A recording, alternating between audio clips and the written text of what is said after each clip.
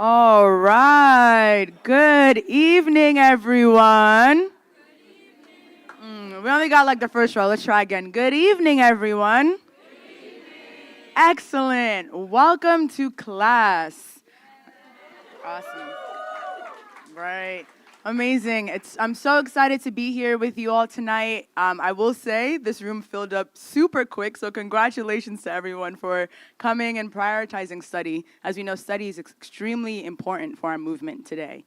My name is Saidi. I'm with the TPF education team, and I'm so excited to see a packed house, both on this floor, upstairs and downstairs. And I'm particularly excited to see so many familiar faces, but also so many new faces. So this is your first time at the People's Forum. I want to extend a very warm welcome. I hope to continue seeing you for class and continue to see you for our other events that we have here.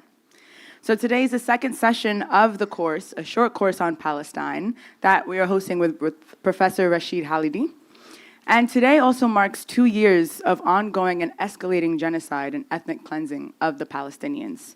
2 years of relentless bombing, mass displacement, and an engineered mass starvation campaign in Gaza, with ongoing aggression across the region in Lebanon, in Syria, and Yemen.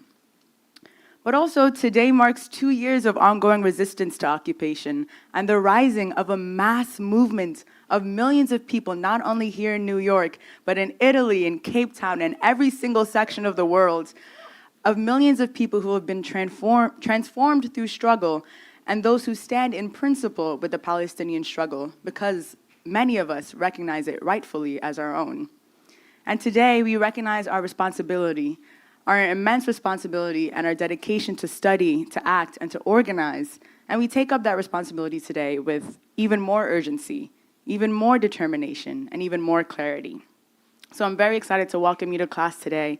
And before we get into it, I want to share a few logistical reminders. So one, the main resource for this class is the student portal. Have you heard of the student portal? Have you accessed it? Raise your hand if you have. Awesome. All right, so it seems like the overwhelming majority of us have. If you haven't had access to it, or if you don't know what I'm talking about, please find me, Leanne, or any other TPF staff. If you're staff, can you raise your hand real quick? Excellent. So just make sure you have access to everything. Feel free to find us if you have any questions. This is where you could find the readings, the recordings, and everything you need. Additionally, recordings are available to all registered participants. So let's say you want to revisit this class. If you missed last week's class, you could always find it once again on the student portal. And as we had with last class, I know we'll have a lot to get into. This is a short course on hundreds of years of history. And at the end, if we don't have time, if we don't get to answer your question, please feel free to email it to us at education@peoplesforum.org. When it comes to Q&A at the end, please raise your hand and wait for a mic runner to bring you the mic. So if you have any questions, feel free to find us at the end. And let's please give a warm welcome to Professor Halidi.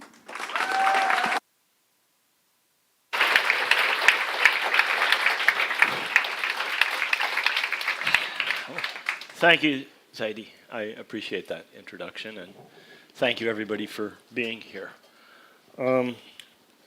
Most of you, I hope, had a chance to hear the first lecture. If not, as Sadie just said, you can pick it up later and listen in. And I advise you, if you're interested, to have a look at the course materials that are available online. Today marks 2 full years of war in and around Gaza. I suggest we reflect silently for just a moment on the lives that have been lost since then, and how many other lives this war has disastrously affected, effects that may be very long-lasting. So, just a minute. Okay, this week my topic is a momentous event in the history of Palestine and in the history of the Middle East, actually, which is the war of 1947 to 1949, which is commonly called the 1948 War, which is the abbreviation that I will use. But it actually started in 1947 with the partition resolution, and it didn't finish until the armistice agreements of 1949. This war led to the Nakba, in Arabic, an Arabic word which means catastrophe, which was the expulsion flight and dispossession of the majority of the Arab population of Palestine. Palestine had an Arab population of about 1.3 million people in 1948. Between 700 and 800,000 of them were driven out. So it's a majority of that population. Only about 500,000 remained in the West Bank and the Gaza Strip, unexpelled, unuprooted, undispossessed. The overwhelming majority of Palestinians lost their homes, lost their property, lost much else. Many of them lost their lives in the Nakba. Over 400 villages. Depends on how you count villages. Many villages had an upper and a lower part. Many villages were smaller and were not counted in some censuses.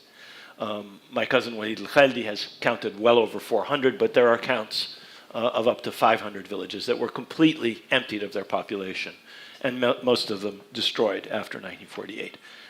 The two most important Arab urban conurbations, mixed cities, Jaffa, next to Tel Aviv, and Haifa, were emptied of their population.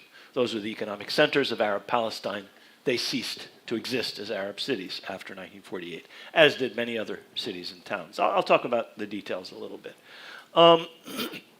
So tonight, what I plan to talk about are 4 topics relating to the 1948 war. The first is the causes for some of the outcomes of the 48 war.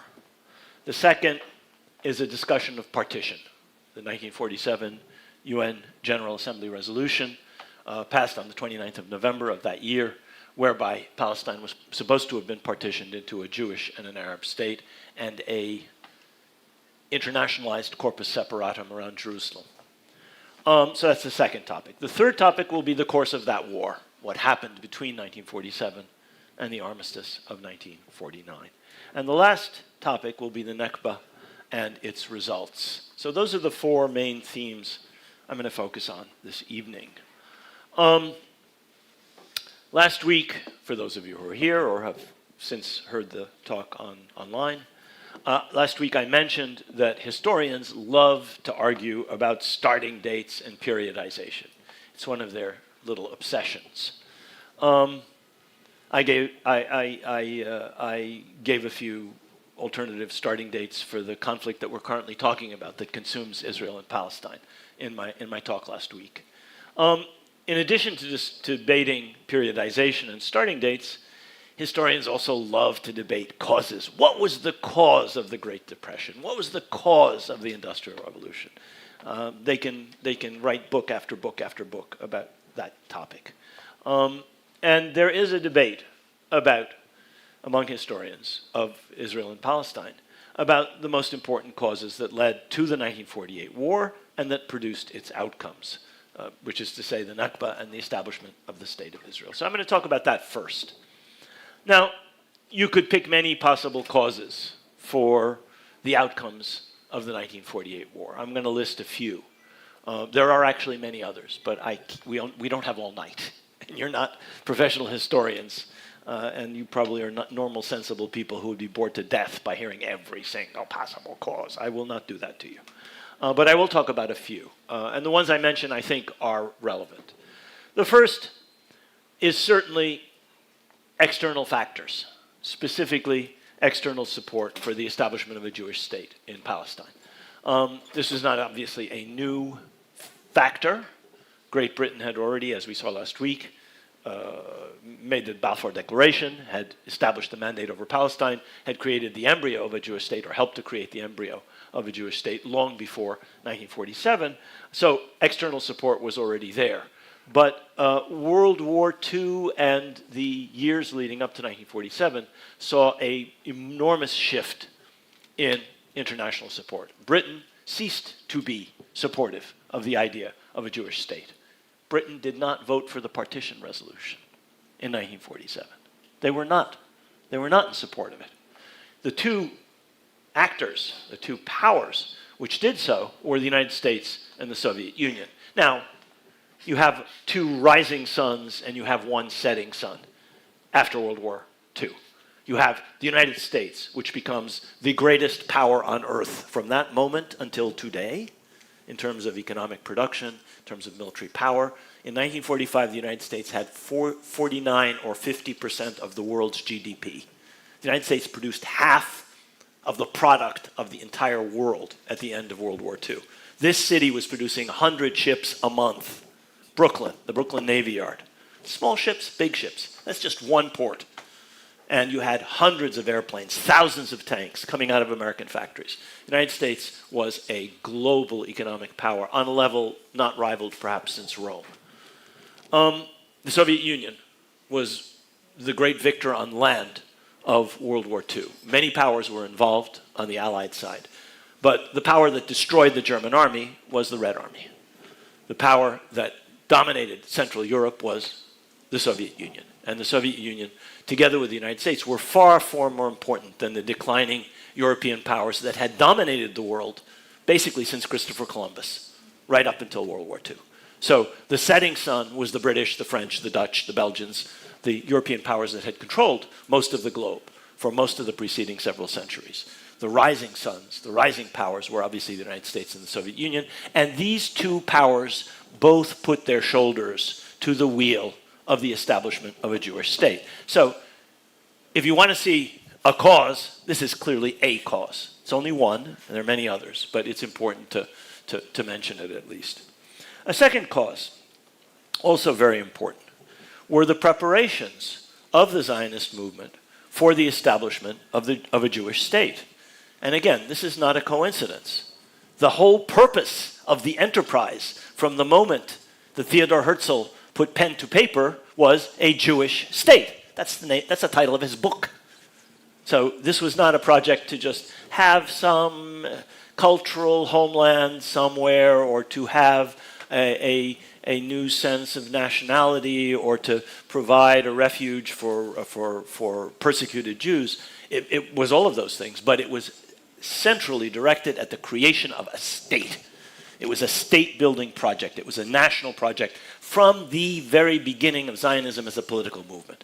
Okay, I talked last week about how there are other senses of Zionism than modern political Zionism, which starts in the late 19th century. But from the moment it starts, and certainly from the moment that Herzl mobilizes and organizes the first Zionist Congress and begins publishing, with the book, Der Judenstaat, the Jewish state, the focus, the obsessive focus, was a state, not a homeland, not some cultural nebulous idea, a state. And so this was something that the movement was not just declared as its objective, was working night and day to establish. And it was the whole raison d'etre of Zionism, a state. So that's a second important cause for these outcomes. You had the great powers, you had Zionism, and you had a Zionism focused on statehood and state building from the beginning. A third factor in this war and in determining the outcomes of this war and in producing the Nakba was the weakness and division among the Palestinians. I talked at great length on Tuesday last about how the crushing of the revolt led to a smashing of the Palestinian national movement, enormous dislocation of Palestinian society, scattering of leadership. So many leaders were executed or killed in battle. Others were exiled. Many of these people never returned, and others were not allowed by the British to return until the mid-40s. In one case, 1946. In the case of my uncle, 1945. Others never, as I've said, never returned. More importantly, Palestinian society had been disarmed. The British did searches of every village where they suspected there were weapons. And if the weapons were not produced, they would line people up and start executing people until the weapons were produced. We have account after account after account after account of British Army units going into every village that they suspected harbored insurgents, rebels, and making sure that they got a hold of all the weapons. Anybody who was caught with a weapon was executed. In some cases, they were put before a military court-martial. In some cases, they were executed on the spot.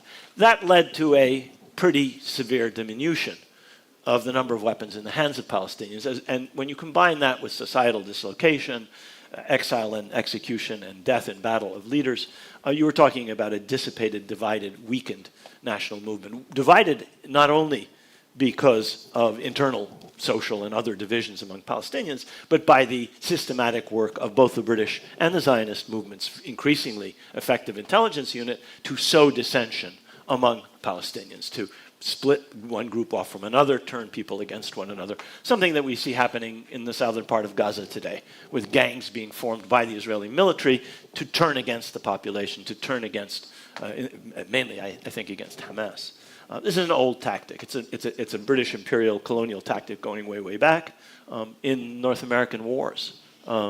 In this 18th century, one Native American tribe was turned against another Native American tribe. The French and the British did the same thing, mobilizing indigenous populations against others. They did the same thing in India, the British. It's an old, old tactic, and it worked to some extent in most colonial situations. A final cause that I think deserves mention, and one I will come back to. I'll come back to several of these, actually, as we go along. But a final cause was the weakness and division among the Arab states. Now, the Arab states, in most cases, had just obtained formal independence. In the case of Syria, for example, the French were bombarding Damascus and trying to retake the country in 1945, 2 years before this war starts. So France had barely, ungraciously, in fact, forced out of Syria by the British and the Americans, had just a little while ago left Syria, removed its troops. In other countries like Iraq, Egypt, Jordan, Britain still had military bases, and to a very large extent still controlled the governments, or at least dominated and strongly influenced the governments. So these were recently independent states. These were still, in almost every case, states occupied by foreign powers. And they all had extremely weak armies. They had weak armies partly because they had just become independent, but mainly because the British, who were the main arms suppliers to most of these countries, had purposely kept them weak. The British had deep suspicions of the Iraqi army and the Egyptian army in particular, and they didn't supply them with very much in the way of modern weapons, or very extensive stocks of modern weapons. The only country in which the British had confidence, and where the British did a great deal to reinforce the military, was Transjordan, what later became the what we know today as the Hashemite Kingdom of Jordan. Their chosen client, the person whom the British had, in fact, Winston Churchill himself had put on the throne at the Cairo conference back in 1921, had an army which ironically was called the Arab Legion. Its commander was a British major general. Every brigade was commanded by a British brigadier. All of its senior officers were British. Its salaries were paid by Britain. Its arms were British. And basically was an extension, a sort of colonial auxiliary force, an extension of the British army. But it was the Arab Legion. That was its name, and that's its name today. The Jordanian army today is not the Jordanian army. It's Jaysh al-Arabi, the Arab Legion is what it's called. That was the only Arab army that A, was really well equipped and well trained, and B, had a lot of combat experience. The British had used the Arab Legion all over the Middle East during World War II. It was literally the only Arab army with combat experience. The British had used the Iraqi army to garrison things, the Egyptian army to garrison things, but the Jordanian army, the Arab Legion, was actually put into battle.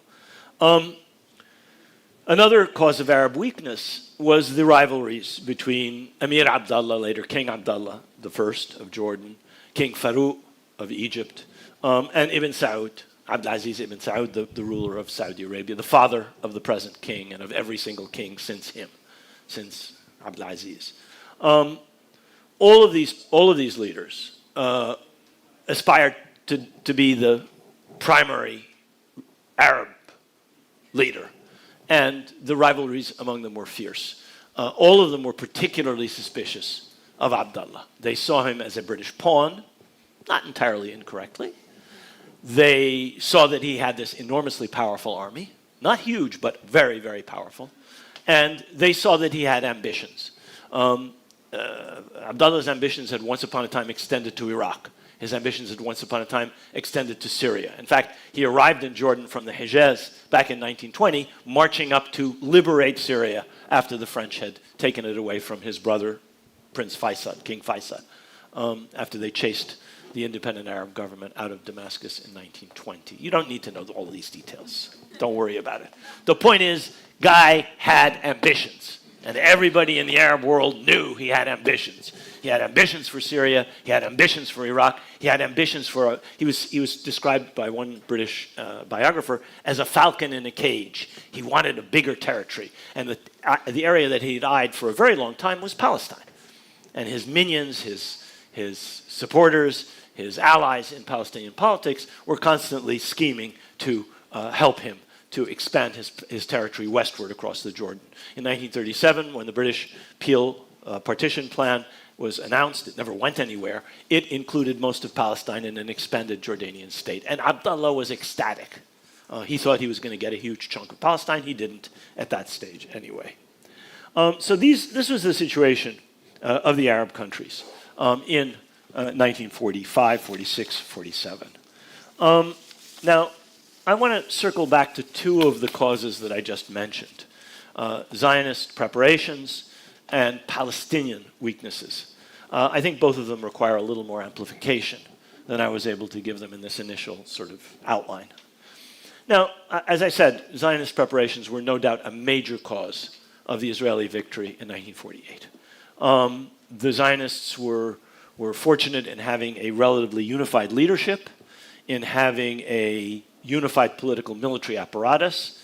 Admittedly, that was something that the British had bequeathed to them, but they had built it up and had developed it. And you had all the functioning elements of government long before May 15th, 1948, when the state was proclaimed. There already was a foreign ministry. There already was what was effectively a ministry of defense. There already was a national assembly. All of these things had basically been bequeathed to them by the British, and they had developed them significantly over the years. So they had all of those advantages.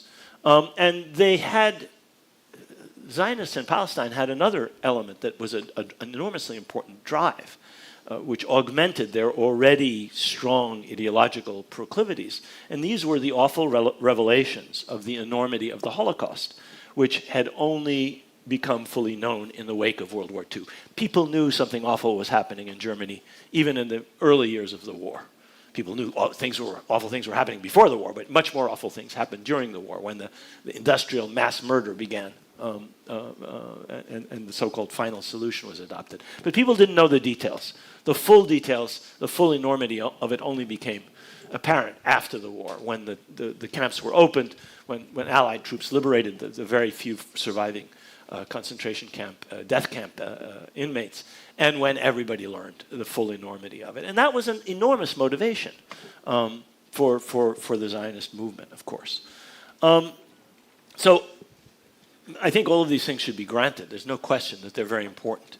However, I think a couple of caveats in order.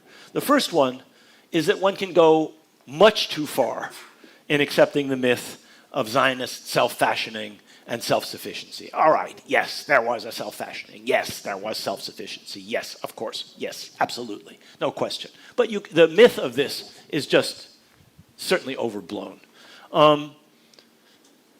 Yes, they were organized and determined, but they were given the embryo of a state on a silver platter by 7 of the 28 articles of the mandate, which said you can have this, you can have that, you can have an elected assembly, you can have diplomatic representation, you can control education, we'll give you immigration, we'll give you land, we'll give you this, we'll give you that. The British gave them those things, and they made the best of it. But to say they fashioned the state that becomes Israel on May 15th, 1948 is false. It was a state that they fashioned within a structure that was handed to them by the British. It's very important to understand that. Because it was already a parastate. It was already a state in everything but name by May 15th, 1948. So that's the first caveat. The second caveat is that the military force, what becomes the Israeli army, I refuse to call it the Israeli Defense Forces, okay?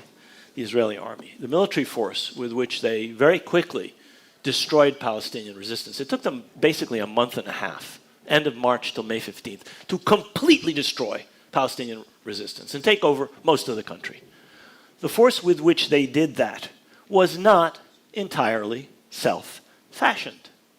The British had organized, armed, and trained as auxiliaries over 40,000 members of the Palmach and the Haganah in the 30s. In the late 1930s. That was the backbone of what becomes the Israeli army. They had taken the I guess you'd say, the cream of that crop, the best soldiers and the best officers. And they turned them into the Jewish Brigade of the British Army, which fought alongside the British Army in Italy in World War II with brigade organization, artillery, logistics, intelligence, all of the trappings of a full brigade of the British Army. This was the nucleus of what becomes the Israeli army in 1948. It's all there, even before 1948. During the 36-39 period, all of these things are being gifted to the Zionist movement by the British as part of the effort to put down Palestinian resistance during the Great Revolt of 36-39. Out of the Jewish Brigade came 35 generals of the Israeli army. Okay? Almost every officer, they were picked for this brigade by the Zionist movement, and Churchill, who at that time during World War II was prime minister. So they were already self-selected. But 35 of them become generals in the Israeli army. That's an extraordinary number. Meanwhile, many of those people and others had been trained by British officers during World War II in units together with the British army, so-called special night squads. I mentioned them. An officer by the name of Ord Wingate was doing this. So this is not a self-fashioned army. This is an army which was built up out of existing militias. But those militias almost had no power and no competence in 1934 or 35. They were turned into what became the nucleus of an army during the course of the 36-39 revolt, and then some of them during World War II as part of the Jewish Brigade. So as I've said, the army that Israel puts into the field in 1947 to 1949 was not created from scratch. It was already in existence in the many years before 1947. One of the individuals who later on becomes a general in the Israeli army, a man by the name of Yigal Allon, he later becomes the chief of the Palmach, he later becomes the commander of most important ethnic cleansing operations of the Israeli army during the 48 war. He was one of the generals who commanded the expulsion of the population of Ramli and Lid. Is there anybody here from Ramli or Lid? Yeah, he kicked out your grandparents. He himself was the commander of that operation. So Allon later on becomes a government minister in Mapai, an important figure in Israeli history. He wrote a book called The Making of Israel's Army, which is actually worth reading. And he himself, incidentally, was trained by Wingate. He was one of Wingate's selected trainees. He fought in these special night squads, which were taught to blow up houses over the heads of the inhabitants, which were taught to shoot prisoners, and so on and so forth. So Allon was a pupil, as it were, of Ord Wingate. He wrote in his book, The Making of Israel's Army, about this period in the 30s, when he himself was trained by the British. From a military point of view, I'm quoting Allon, from a military point of view, this period as a whole, talking about the late 30s, may be said to have given victory to the Jews. So what he's arguing is what I'm arguing. This is when the army that won the 1948 war was fashioned, in the late 30s. It's not my estimation, it's his estimation. He should know. He was a general. And that's actually, every other book that I have on the Israeli army pretty much endorses that same conclusion, while at the same time talking about we did it all ourselves. Now, if you can put those two things together, you're better than me. I want to say something now, having finished what I want to say about Zionist preparations. I want to say a couple more words about Palestinian weaknesses and Palestinian divisions. The first thing is that at the same time the British were organizing, arming, and training tens and tens and tens of thousands, at least 40, probably more thousand, militiamen were turned into these various units by the British in the 30s. The British never allowed the Palestinians to arm or train or organize on their own, whether in the 30s when they were chasing them down and killing them, or even after the end of the revolt. Something that makes it, how should I put it, shows you the difference between the two sides when the war begins in 1947. Essentially, the Zionists are bequeathed a military by the British and then build it up. The Palestinians are given nothing of the sort. Similarly, I didn't talk about this as much last week. Similarly, while the British, under the terms of the mandate, under 7 of the 28 articles of the mandate document, were giving specific areas of governance over to what came to be called the Jewish Agency, what seamlessly becomes the government of Israel on May 15, 1948. All of these areas of governance were denied to the Palestinians.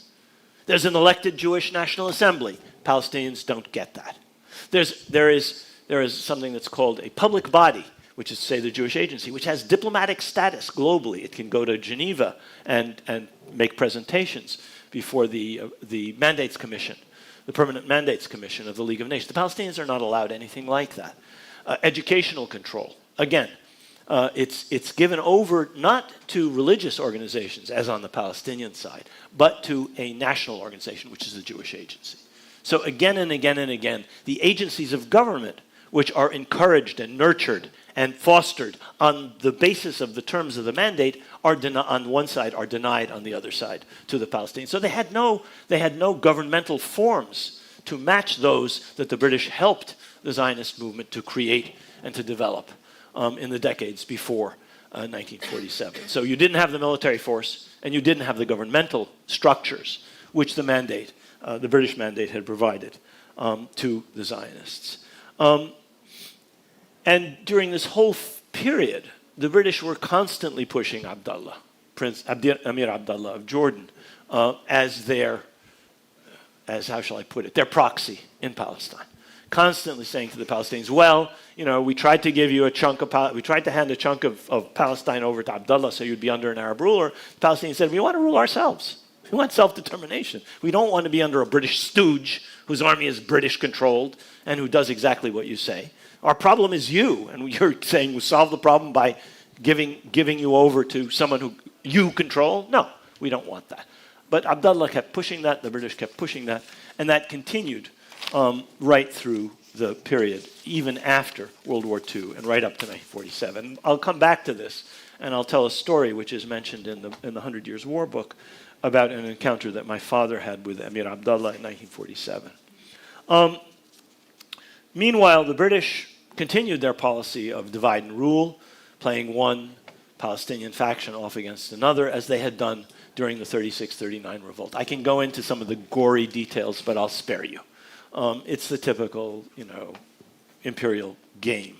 And Britain's Arab clients, especially Abdullah, played the same game, playing one faction off against another faction, such that by the end of World War II, the Palestinians found themselves not only up against Britain and the Zionist movement, and then up against the United States and the USSR, but also against at least Emir Abdullah and his clients in Palestine.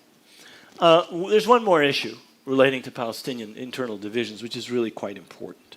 And this is the fact that the Palestinians, like most Arab societies at this time, suffered from class issues relating to the social structure of Palestinian society. Like most of these societies, leadership was drawn from the urban upper classes, and these were people incapable or unwilling to fully mobilize the population, to push towards democracy. I mean, they claimed they wanted elections, but they really preferred clan leadership, which is what they had, and what they preferred. And whether in the 1920s or in the 1930s or in the fateful post-World War II period, when the final confrontation with Zionism occurred, up to including the Nakba, this continued to be the case. The Palestinians suffered from poor leadership. If you're really interested, the details are in the Iron Cage more than they're in the 100 Years' War. And they suffered from leaders who were unable, but because of their class basis, because of their social formation, they had most of them grown up under the Ottomans, and they had been used to acting as intermediaries. The person who supervised my dissertation, Albert Hourani, called this the politics of the notables. They saw themselves as intermediaries between the society and the Ottoman rulers. They were trained by the Ottomans. They worked in Ottoman institutions. They spoke Ottoman Turkish. All my uncles spoke Ottoman Turkish. Even my grandmother spoke some Turkish. That's what those members of the upper classes did. And the Ottomans did not rule as colonial rulers. So there's some Arab nationalists say, we were under Ottoman colonial rule. No, it was much more complicated than that. I don't want to go into that. It's another course. If you're interested, I'll teach it one day. The point is This was a leadership that was unsuited for the moment and that failed and was seen to have failed. It's one of the reasons that the entire leadership of the Palestinian national movement up to 1948 disappears in 1948. Not only the individuals, the families, the clans, the names disappear from Palestinian politics. There are no Nashashibis, there are no Husseinis with one exception, there are no Khalidis, there are no Dejanis. All of these names that dominated Palestinian society and Palestinian politics up to 48, they disappear. And I'll talk in a minute about why, because the social basis of that class disappears. Their wealth disappears, their land disappears, their property disappears, and their prestige disappears. They are seen to have failed, and they had failed. I mean, maybe they couldn't have succeeded, but certainly they did not succeed. So, for all these reasons, the Palestinians were simply incapable, whether in terms of organization or military capabilities or societal cohesion, to withstand the hammer blows that Zionist military forces were able to deliver in a very organized and systematic fashion across the country, across the breadth and length of the country, when open conflict began once the partition plan was adopted at the end of November 1947. And I'm going to talk now about the partition plan. So this is the second of the four things I want to talk about. We're doing okay as far as time is concerned. In 1947, as I said, the United Nations General Assembly passed Resolution 181. They're up in the thousands now. This is one of the first 200 resolutions of the General Assembly, to partition Palestine. And in so doing, it accepted the recommendations of the majority report of a commission that the General Assembly had established, the United Nations Special Commission on Palestine. You don't need to remember these names. The important thing is there was a majority of the commission and a minority. The majority said, partition the country, economic union, corpus separatum for Jerusalem, internationalized, and everybody will be happy. It'll work out. It'll be great. That was the majority report. The minority said, no, ain't going to work. You're not providing any means for these. First of all, it's unjust. You're giving most of the country to a minority. I'll talk about that in a second. But most importantly, you're providing absolutely no institutions, no structures, no external supervision to work this thing out. How's it going to happen? Both groups are daggers drawn with one another. How are they going to have an economic union? How are they going to even coexist? And how are you going to have a Jewish state in most of the country in which almost half the population is Arab? That is going to lead to strife, conflict, war, and ethnic cleansing. That's what the minority report said. Back in 1947, they said what has happened ever since. The majority report of course, was pie in the sky, everything's going to be fine. But it was the majority report that was adopted. And it gave most of the territory of a country that had a two-thirds Arab majority, and majority of whose land was Arab-owned, to a minority of less than a third of the population. This was obviously an enormous victory for Zionism. The United Nations General Assembly had not just endorsed the idea of a Jewish state in Palestine, it had given most of the country, including most of its fertile land, most of which was owned to Arabs, to this minority. Okay? Enormous victory. There were some Zionists who said, no, we need it all, we want it all. But people like Ben-Gurion said, shut up, we take what we can get, and we'll try and get more later. And Ben-Gurion, of course, being a shrewd politician and a smart fellow, prevailed over his much more radical Zionist rivals. The Zionist movement accepted the partition resolution. The Palestinians were outraged. They said, you're giving most of our country. We are entitled under the Charter of the United Nations to self-determination. And that's what the British said in 1939 they were going to give us. And instead of giving us self-determination in all of our country, you're giving most of our country to a minority that wants to take it over, that's much stronger than us. And most of the territory of which, this larger than half part of the country, we own. And half of whose population would be Arab. Those objections went absolutely nowhere with the General Assembly. So this was a crushing defeat for the Palestinians. And if you look at the whole 120-odd years that we're talking about here, it was one of a whole series of interventions by the great powers or by international institutions controlled by the great powers. The League of Nations was not a League of Nations. It was a League of Britain and France. If you didn't figure that out by now, I'm telling you. The United Nations was not a United Nations. It was the British, and more importantly, the Americans and the Soviets. That was the United Nations at its origins.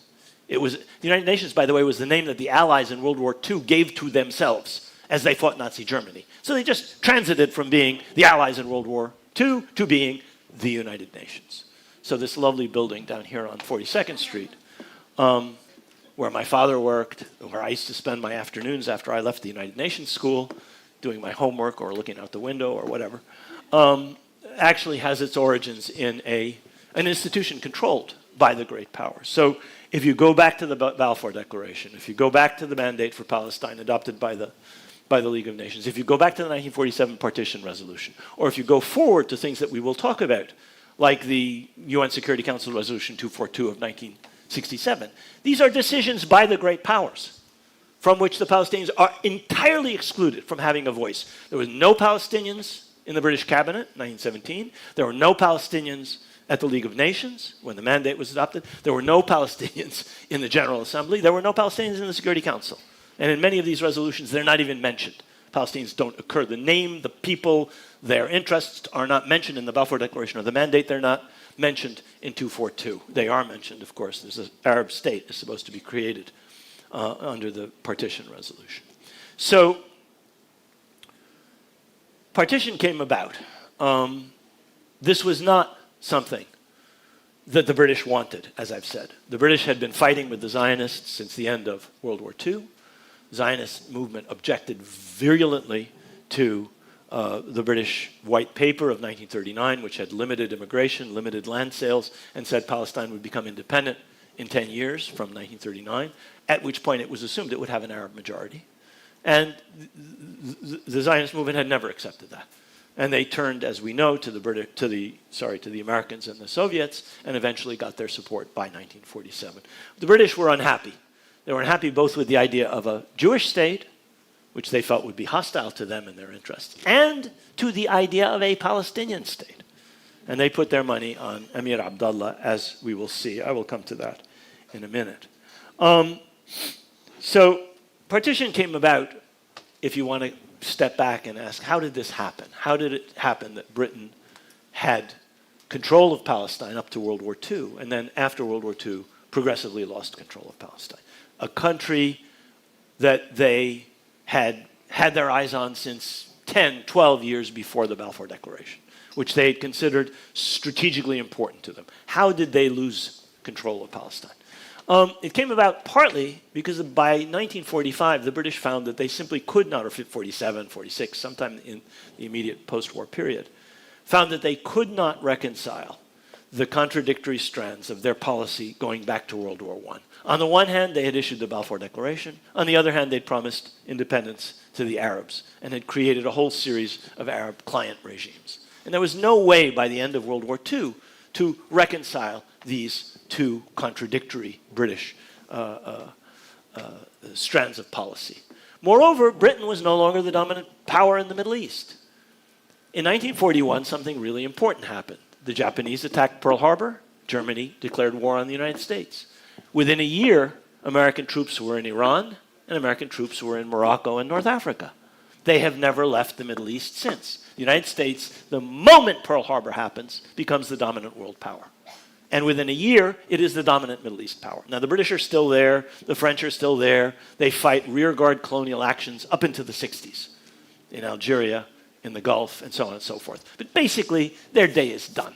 The moment American troops land in North Africa, the moment American troops land in Iran, it's all over. Okay? And that was another reason why the British couldn't hold on to Palestine. There's another reason. Can anybody guess what else was happening in 1947? Far away from Palestine. The British were forced to leave India. India was being partitioned, which is a tragedy for India. But in the terms of British interests, if you go back and look at why they wanted Palestine in 1903 or 5 or 7 or 10 or 11, long before Balfour and the Zionists came along, it was because it was along the route to India. And if you don't have India, the route to India is suddenly a lot less important. So by 1947, by 1946, they knew they were leaving. And so at that point, they cut their losses. And they realized there's nothing we can do about this. They continued to back all of their Arab client regimes in hope of maintaining their influence in the Middle East, but they realized that they could no longer dominate the region. And you now had the rise of the United States as a regional hegemon and the eruption of the Soviet Union onto the scene. Neither the United States nor the Soviet Union had any influence on the Middle East for most of the interwar period between World War I and World War II. Soviet Union negotiated treaties with Turkey, Iran, and Afghanistan, promised not to interfere if they wouldn't allow their territory to be used as a base for attacks on the Soviet Union, and they had no Middle East policy, basically. They established relations with Ibn Saud, they had good relations with the three countries I mentioned, but they were one of the most minor factors imaginable in the Middle East. And the same was true of the United States. It had economic interests, it had missionaries all over the place, but essentially the United States was not a Middle Eastern power until literally American troops land in the Middle East during World War II. And from that point on, it becomes the 900-pound gorilla in the Middle Eastern jungle. So, under all of these pressures, and with the United States pressing the British to accede to a variety of demands of the Zionist movement, to allow the people who survived the Holocaust and were in displaced persons camps to come to Palestine, for example, the British threw in the towel, handed Palestine over to the UN, and didn't even vote for partition in the end. At the UN, the power and the influence of the Soviets and the Americans prevailed, and the resolution was passed overwhelmingly over the objection of the very few non-European countries that called for a unitary Palestine that supported, in effect, the Minority Report. I've already said to you, the Minority Report warned of almost every outcome which we've seen since 1947, but they were, of course, ignored. Now, I'm going to talk about the war in a minute, and I'm going to talk about the Nakba in a minute, but I just want to mention something that had happened long before the 1947 partition resolution. And this was a tiny mention in the 1937 Peel Commission report. In 1937, the British had sent out a commission to calm down the Palestinians, and that commission had come up with a recommendation for partition of Palestine, giving a small chunk of it as a Jewish state to the Zionist movement, giving most of it to Abdullah, meaning keeping it for themselves, and keeping a chunk of it as a British military base. But buried in the Peel Commission report was a recommendation of what was euphemistically called transfer. What the Peel Commission said was, you're going to have a Jewish state in this tiny part of northern Palestine, most of whose population are Arabs, and these people will be transferred. This, of course, was a euphemism for ethnic cleansing. And it became a principle to which the Zionist movement clung from that point onwards. In Ben-Gurion's diaries, he immediately appreciated the significance of this term. He said, it doesn't matter what size state they gave us. They accepted the principle, the Brits have accepted in the Peel Commission report of 37, the principle of a state, and they've accepted the principle that even if there's an Arab majority there, we get to kick them out. We transfer them. Talk about Orwellian language. This insidious word has been used ever since then to veil the realities of violent uprooting and expulsion of entire populations, as happened later on in 1948. And this euphemism still lives on in the Israeli lexicon. If you read the Israeli press or you hear Israeli politicians speak, at least up until recently, now they talk about a new Nakba, kick them out. But for decades and decades, it would transfer, the euphemism that covers up a war crime. Let me now finish what I want to say about partition and say a few words about why the Americans and the Soviets both supported partition. I mean, these are two global powers. Why did they decide that they would support the establishment of a Jewish state in Palestine? What did they think they would gain from this? I think each did so.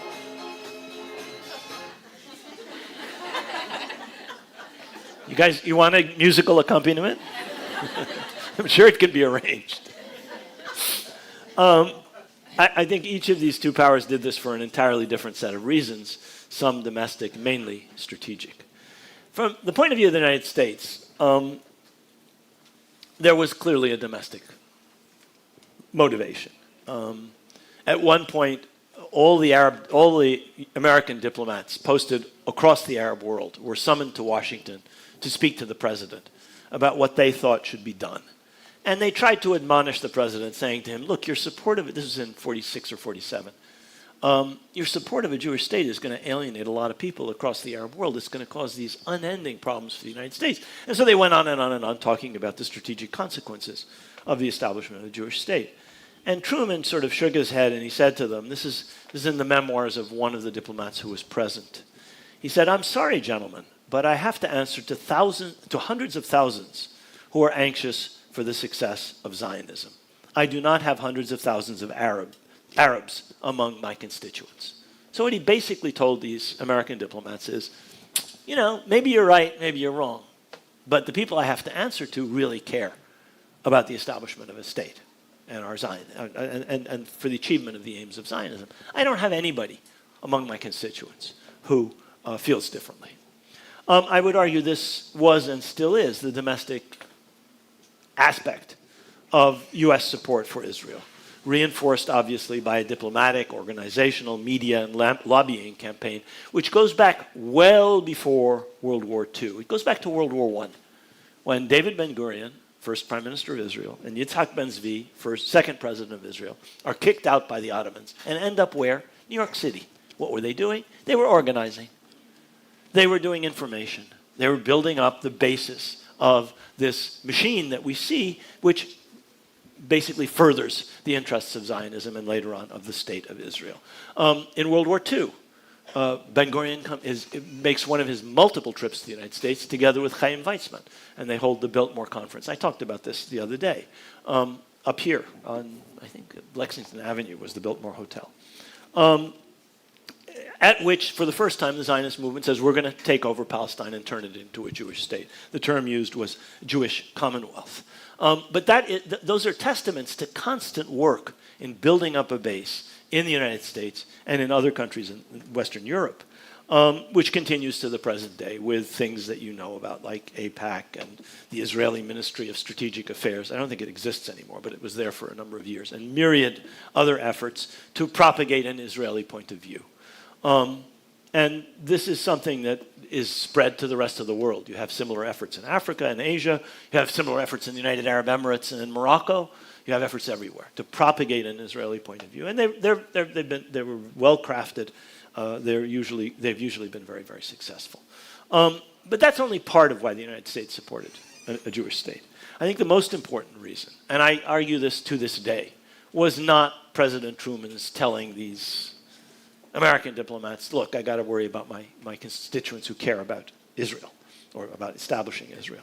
It was rather that U.S. oil interests saw absolutely no contradiction between support for the establishment of a Jewish state, Israel, and U.S. links with Saudi Arabia and other oil monarchies. And in fact, they were right. In fact, there has been no contradiction. If you look carefully at a couple of the things I've written, you'll see that Secretary of State Marshall wrote at one point to the Saudis in late 1948, you've been very helpful in diffusing this problem, meaning the Saudis did not throw their whole, in spite of the fact that you were talking about the end of the 48 war, you were talking about the Nakba, you were talking about an Arab defeat. Marshall was praising the Saudis for the role that they played in calming things down. And I would argue that what Truman understood then and what American statesmen, there were very few women involved in those days, still are, but anyway, fewer then. What they understood was that we could get away with this, establish a Jewish state, support it, but at the same time have privileged relations with the oil-producing absolute monarchies of the Middle East. At the same time, very soon after the establishment of Israel, the military came around to the same point of view. The Pentagon began to look at the results of the 1948 war, and they saw that Israel was an enormous military asset to the United States. Irene Genzier, in a wonderful book, really discovered this. Everybody always assumed, well, the U.S. government is full of anti-Semites. True. It was true then anyway. The United States government is very worried about oil. Not so true, but that wasn't a problem. And the United States military was very reluctant. But they were up until a point, and then they changed. They came to see that Israel was, first of all, viable, could beat all the Arab armies with its hands tied behind its back, and B, it could be an asset. It could be a strategic asset to the United States. So these are the reasons why the United States supported this. Domestic, but I would argue primarily strategic. And I would argue that's still the case today. We'll talk about today in 3 weeks, briefly. I want to talk quickly about the Soviet Union. The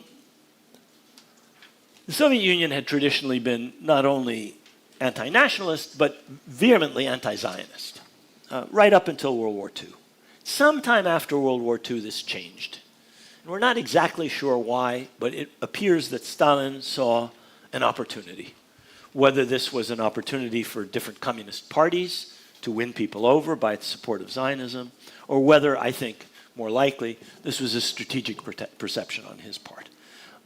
He saw that this would give the Soviet Union an advantage in its developing rivalry with the United States. We're talking about 1947. The Cold War had not yet fully developed, but it had already started. And the Soviet Union was in a constant rivalry with the United States. And they seem to have figured in Moscow, well, if we support the establishment of a Jewish state, it will give us a leg up in this rivalry with the Americans. The second reason, strategic reason, was that there was apparently a view in Moscow that Israel might align itself with the Soviet Union. It was supposedly socialist in the view of the Russians, the Soviets at the time. It was a country that appeared as if at least it might be non-aligned, and they figured we would have a possible ally against Britain's clients in the Middle East, Egypt, Iraq, Jordan. All of these are in the eyes of Moscow, governments that are stooges of the British. And Israel was opposed to them. Even before, I mean, they knew that they would be opposed to them, even back in 1947. I think most importantly was this sense that Israel would be a bulwark against Britain and Arab client regimes in the region. The very fact that it would be established in the teeth of Arab opposition, and that Arab opposition would be supported by the British, was something that I think was very attractive to Stalin. Why? Because Stalin had been obsessed with the threat to the Soviet Union posed by British power in the Middle East. Why was he obsessed with this? Because he was in charge of the Southern Front during the Russian Civil War, which was not just a civil war. It was a Western intervention against the Bolshevik Revolution. And that intervention was mounted largely by British troops, British fleets based in the occupied Ottoman Empire and Turkey. And Iran. And he was obsessed with this because it had been his formative experience during the Civil War of fighting with white armies, Admiral Denizen, Admiral Kolchak, these guys fighting in southern Russia, backed by the British, armed by the British, supported by British fleets in the Black Sea and in the Caspian Sea, from Iran and from what later becomes Turkey. And he was obsessed with British power. He saw it, I think, as more important a danger to the Soviet Union than American power. A short-sighted view, it turns out. But in any case, I think that's one of the reasons that the Soviet Union supported the establishment of Israel. Let me turn now to the third thing I want to talk about, which is the war, the 1948 war. This war had two phases. The first phase, which is completely ignored in much of the historiography, was in some respects the most important phase. Less dramatic, but more important in many ways. This was the phase up to May 15th, 1948. Now, what happened in May 15th, 1948? Three things happened. The mandate ends. British troops complete their withdrawal from Palestine, and the state of Israel is established. No Arab state is established at that time, for reasons that I'll come to in a minute. And most histories of the 1948 war start in 1948, on May 15th, with the entry of Arab armies into Palestine and the beginning of what becomes the Arab-Israeli war, i.e. the war between several Arab states and the new state of Israel. That, in fact, is the second phase of this war. The first phase of this war starts the moment partition is approved by the General Assembly on the 29th of November, 1947. And it starts as a low-grade civil war, and it develops to a crescendo in the spring of 1948. Enormously important events happen in that first phase, in which the Arab armies are not in Palestine, in which the British are still there, in which nominally there's still a British mandate, and in which at which time the resolution, when it won, the partition resolution has not been put into force. Okay, and so what you have from the moment the partition is adopted is open warfare between the Palestinians and the Zionist forces, belying the optimistic expectations of the majority the majority of the United Nations Special Committee, which said, oh, everything would be fine, it'll be hunky-dory, everything, they'll get on swimmingly. And one of the most terrible things about this and many other UN resolutions is no provision was made in 181, in the partition resolution, for its implementation, or for how you would control these two states, prevent them from being in conflict with one another, preventing one from defeating or preventing the establishment of the other. This intensified as this war between the two sides intensified as the British withdrawal proceeded. Well-prepared Zionist forces began to take over areas that were evacuated by the British and began to link together the regions that they already controlled and that they had really controlled since the late 1930s, when the British had set them up with the Jewish settlement police, Jewish supernumerary police, all of these units which become the backbone of what becomes the Israeli army. These then are mobilized sequentially as this conflict escalates, and area after area comes to be taken over, and areas that are isolated are linked together. All of these settlements, by the way, almost all of them, were established on a strategic basis. Okay, in many cases, the land had been purchased in a how shall I say, disorganized fashion, but where settlements was established tended to be, especially from the 20s onwards, strategically determined. As much as possible along the coast, in the Majid ibn Amir, the Vale of Jezreel, that runs down from Haifa to Bisan and up along the Galilee, up to the tip of Galilee. So you had a sort of a Z shape, coast, valley, Jordan River Valley, where most of the settlements were, and slowly but surely these were linked together in the fighting at the end of 47 and at the beginning of 1948. Eventually,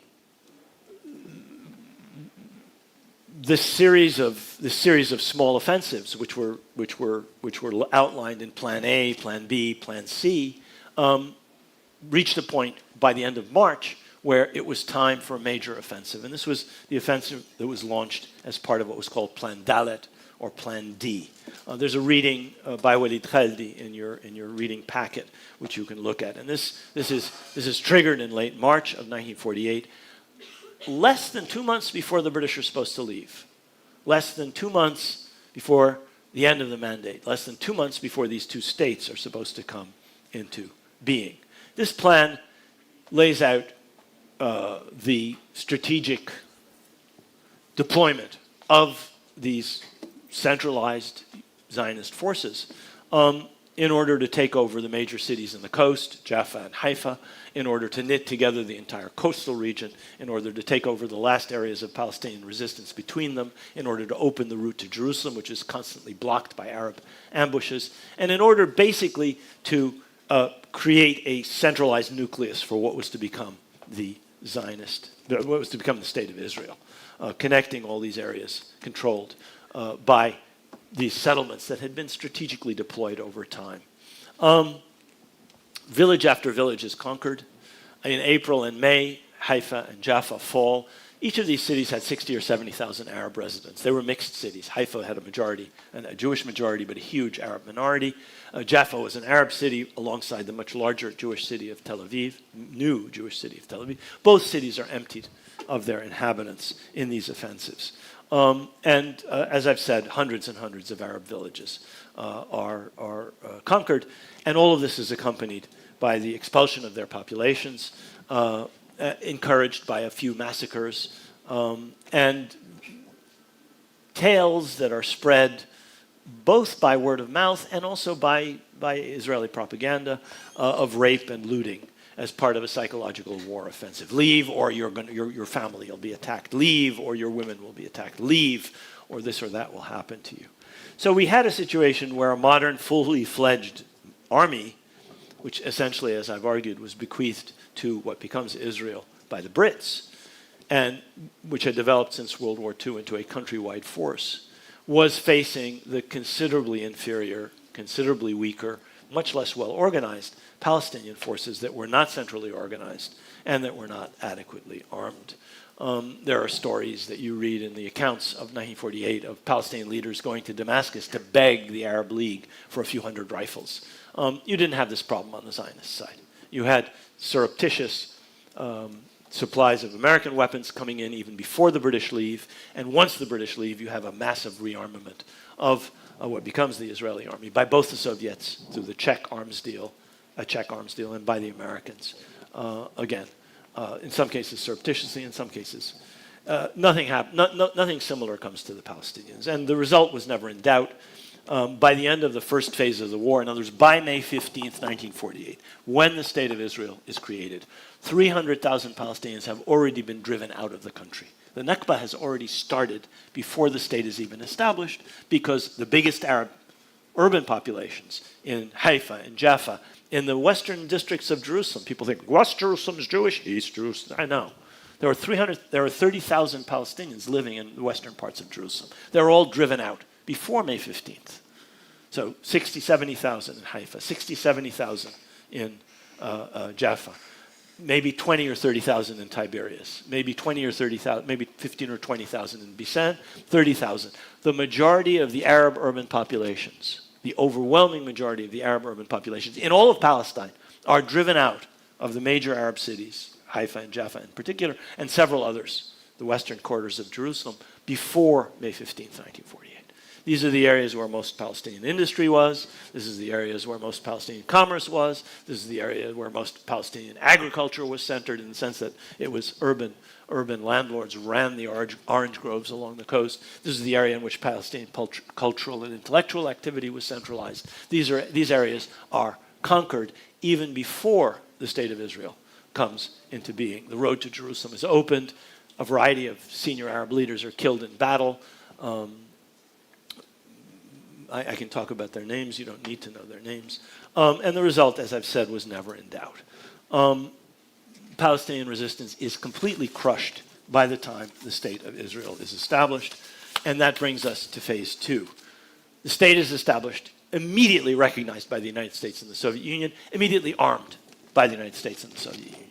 So what they had from the British and what they were able to smuggle in surreptitiously under the British was then massively augmented by planes, tanks, artillery, and so on and so forth that they received from both the Soviets and the United States. So a military that was far stronger than the Palestinians, but now had to face regular Arab armies, was reinforced in order to face those Arab armies. And I want to explain, as I go into the discussion of the second phase of the 1948 war, why the Arab armies intervene in Palestine in 1948, after May 15th. The first thing you have to understand is these are states which are poor, which are weak, newly independent, under an extraordinary degree of foreign control or influence, with foreign forces in many cases still on their territory, and with very shaky economies in the post-World War II era. They suddenly are facing an influx, a flood of refugees.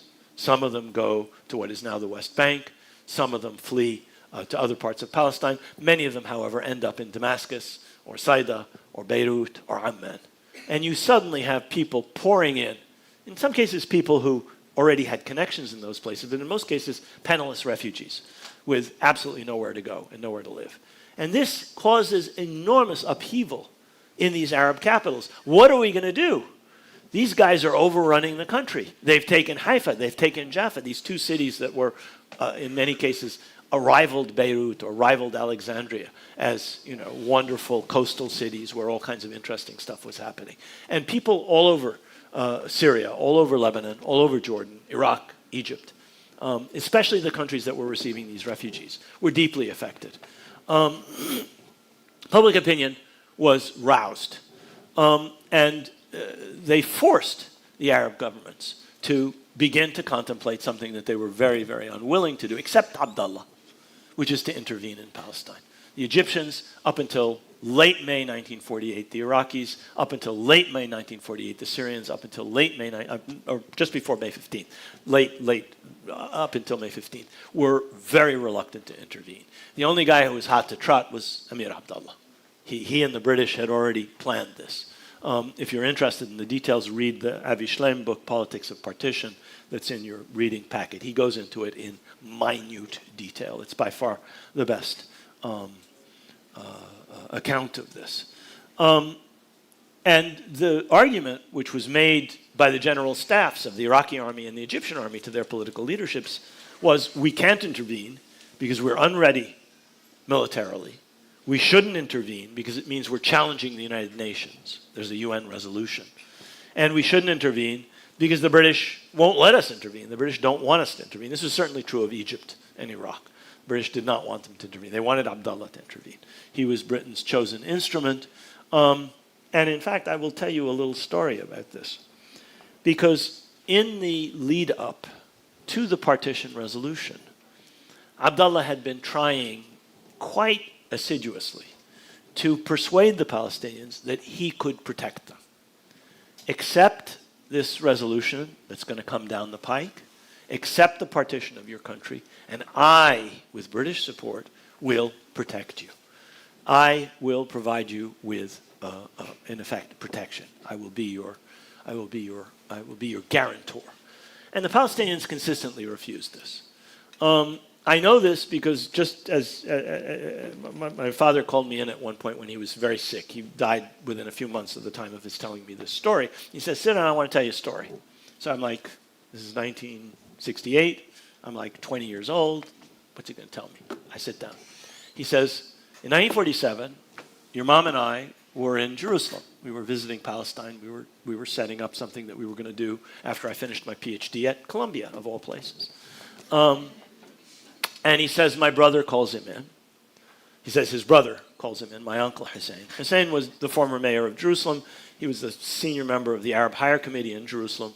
And he is the guy who had sort of brought up my father, in the sense that his older brothers were old enough to be his father. His father, my grandfather, was, decades older than my father. He was the youngest of all of my grandfather's 9 children. So my uncles brought my father up, and my uncle Hussein was the guy who was the most in charge. So Hussein calls him in. Hussein is born in like 1890s. My dad's born in 1916. So there's like 20 years between them. And he says, Ismail, sit down. I want you to do something. He says, okay. He says, I want you to go to Amman. He says, well, I'm going to Amman. I'm going to go to King Amir Abdullah and tell him about this Arab American Institute that we're setting up in New York, and I want the Emir's support. He says, my uncle cuts him short. He says, listen, you go to Amir Abdullah. He's been trying to get us to accept his protection. And we've been trying to tell him we don't want your protection. We do not accept the Arabic word is wasaya, which means guardianship. We do not want your wasaya. And he won't take no for an answer. So you're going to go to Abdullah and you're going to say, my brother says to you, he'll see it coming from you, it's directly from me, that the Arab Higher Committee does not want your wasaya, your guardianship. Sir, thank you very much. My father says it's going to spoil my trip. My uncle says, I don't care about your trip. You go and you do it now. Yalla, out. Bye. Kicks him out. Busy man. My poor father goes to Abdullah. And he tells me this story. He's like months before his death. He says, I want you to listen to this. I go to Abdullah and I tell him all about the Arab American Institute. And they said, excuse me, Your Highness, but I have something else to tell you, which is my brother says, thanks, but no thanks. And at that point, my father's telling, Abdullah gets up. At that point, when the Emir gets up, everybody gets up. The audience is over. I missed one important thing. At that point, somebody comes in and says, yeah, Maulana, the UN General Assembly has just voted for the partition of Palestine. So we know the date of this meeting. It's November 29th, 1947. Abdullah turns to my father and he says to him, you have refused my offer. You deserve what's going to happen to you. And he walks out. So he was very disappointed by this. If you want to check on this, read Avi's book, Avi Shlaim's book, because he has the other side of the story, which is Abdullah's negotiations with the Zionists. He's meeting with Golda Meir. He's meeting with Moshe Sharet. later on, both of them later on prime ministers of Israel, foreign ministers of Israel. They're the heads of the Zionist diplomatic corps. And he's saying to them, look, we can make a deal. I'll take over what's supposed to be an Arab state, save you from the Palestinians, and we'll have a deal. Zionists never agree. Read Avi's description of it. There are various other descriptions. His is the best. This is what he was trying to sell the Palestinians. This is what the Palestinians refused to buy. And this is Abdullah's reaction. So, with the exception of Abdullah, you have Arab governments that were reluctant, but now are under enormous pressure from public opinion. And this is something that's really quite important. Public opinion in the Arab world has always been sympathetic to the Palestinians. I did research on the newspapers of the period before 1914. I found literally hundreds of articles about Palestine and Zionism in the Beirut press, the Damascus press, the Cairo press, the Aleppo press, the Arabic newspapers in Istanbul. All of them talked about Zionism. All of them were concerned about this issue. Before 1914, in the 20s and 30s, the same thing continues. By the 1930s, when the Arab revolt erupts, you have volunteers arriving from Syria. You have volunteers arriving from Lebanon. You have volunteers arriving from Egypt. Same thing happens in 47. Because of Arab public opinion is deeply sympathetic to the Palestinians. And so when this influx of refugees arrives in these Arab capitals, these governments are reluctantly forced to intervene. At the same time, they're haunted by the fact that if they don't intervene, not just the parts of Palestine that have already been taken, but maybe the whole country will be taken, and B, Abdullah may be in cahoots with the British and the Zionists to work out something whereby he becomes more powerful at our expense. So you had a rivalry between the Arab countries as well as the pressure of public opinion. So as this wave of experts comes in, and even though the military experts told the governments that they didn't have the capability to intervene, the Lebanese and Syrian armies were terribly poorly equipped. The Iraqi and Egyptian armies had been starved of equipment by the British, who were their sole supplier. And they would have to operate logistically across enormous distances from Iraq to Palestine. If you look at where their bases are, crossing territory where British bases were, where the British could have interfered with them, crossing from the Nile Valley, across the Suez Canal, across Sinai into Palestine. It's a schlep. It would have been for these relatively small, poorly equipped, and not very well-developed armies an enormous effort. But the politicians in Cairo and Baghdad and Damascus were impelled to intervene by public opinion and internal rivalries, especially with Abdullah. So 4 Arab armies enter Palestine after May 15th. The Iraqi army under the control of Abdullah, so effectively under Abdullah's control. The Syrian army, which crosses the frontier, stops and does nothing, and the Egyptian army, which is a significant army and which makes advances. And most of the fighting in the 48 war between the Arab armies and the Israeli military is between the Jordanian army and the Egyptian army on the one side and the Israeli army on the other. With the Israeli army having a central position and with the Arab armies disorganized and not coordinating with one another, they ended up being defeated, of course, in detail. Something very important has to be mentioned, because actually 2 Arab armies do enter the territory that had been allotted to the Israeli state, to the Jewish state under partition. It becomes the state of Israel, which are the Syrian army and the Egyptian army. Part of the areas that they enter are areas that have been allotted to the Arab state, but they also enter areas that have been allotted to the Jewish state. The Jordanian army and the Iraqi army, under its control, never enter any area that was allotted to the Jewish state. Why? Because the British told them not to. The British, Mary Wilson has written a book about Abdullah and the British, and she goes into the details of a meeting between the Jordanian prime minister, who was summoned to London and lectured by the colonial secretary, and told, under no circumstances will your army cross the line into the Jewish state. Yes, sir, the Jordanians, and they never did. The British were, like the Arab governments, afraid of crossing the United Nations General Assembly, afraid of crossing the Soviets and the Americans, especially the Americans. And so the Jordanian army and the Iraqi army under its command did as it was told and essentially dug in defensive positions. The only place where they crossed any line was in the Jerusalem area, which was to have been part of a corpus separatum, and where both armies were fighting, both the Jordanian and the Israeli. By the end of this war, the results were as should have been expected, given the military superiority of the Israeli army. The Israelis have always argued, oh, we were outnumbered. Well, they were outnumbered in terms of population, no question. They were outnumbered in terms of the numbers of states, many Arab states, one Israeli state. They were not outnumbered on the battlefield. They always had overwhelming military superiority, not just in terms of organization and motivation and training and weapons, in numbers. The Israeli army was larger than the Arab armies that were put into the field, leaving aside the political restraints that were put on the Jordanians and the Iraqis. And not surprisingly, a combat-tested army, trained by the British, essentially, well-organized, highly motivated, in spite of very heavy casualties. 6,000 Israeli casualties, the largest Israeli casualty toll in any war, any Israeli war. They obviously won. They ended up taking 78% of what had been mandatory Palestine, as against the 56% that the partition plan would have given them. And as I've said, the results were as should have been expected, given this military superiority.